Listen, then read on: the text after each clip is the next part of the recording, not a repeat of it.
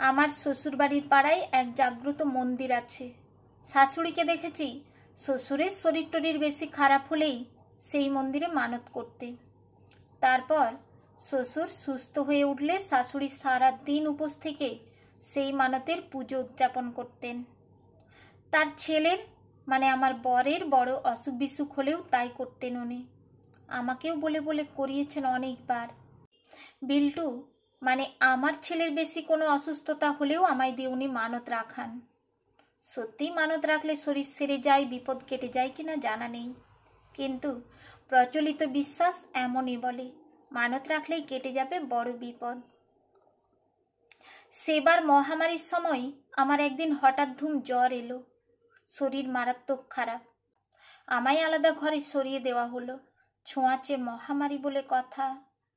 একলা ঘরে অসুস্থ শরীরে বসে আমি বড় ভয় পেলাম। আমারও ওই মহামারী হলো না তো, যাতে দলে দলে লোক মরছে। এক মনে ঈশ্বরকে ডাকতে শুরু করলাম। আমার জন্য কেউ মানত করার নেই ঠিকই, কিন্তু আমিও যে এক্ষুনি মরতে চাই না।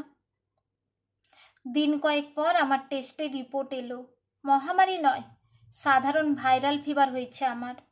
আরও দিন কয়েক পর পুরোপুরি সুস্থ হলাম। সুস্থ হবার পর একদিন পুজোর থালা নিয়ে চললাম পুজো দিতে। শাশুড়ি বললেন, কোথায় চললে?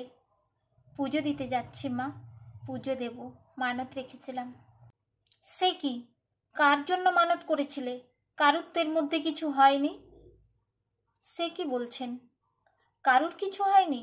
এই যে আমি এত ভুগলাম, আমার জ্বরটা তো মহামারীও হতে পারত, ভাগ্যিস হয়নি।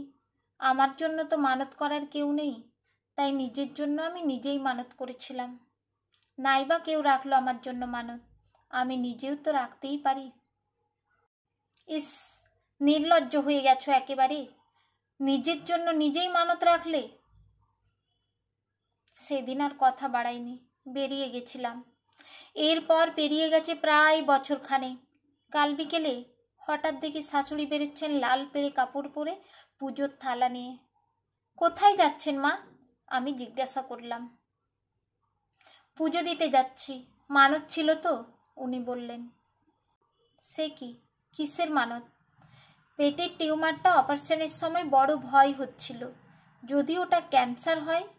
সে সময় মানত করেছিলাম, নিজের জন্যই, বলে হনহন করে বেরিয়ে গেলেন উনি। সাবধানে যাবেন মা, আমি গলা তুলে বললাম, আর মুচকি হাসি হাসলাম। মনে মনে তারিফ দিলাম নিজেকেই, যাক, ওনাকেও আমি নির্লজ্জ বানাতে পেরেছি ফাইনালি।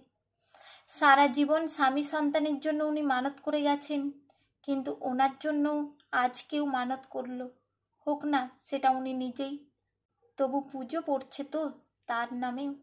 আসলে এরকম নির্লজ্জতা দরকার জীবনে, খুব দরকার।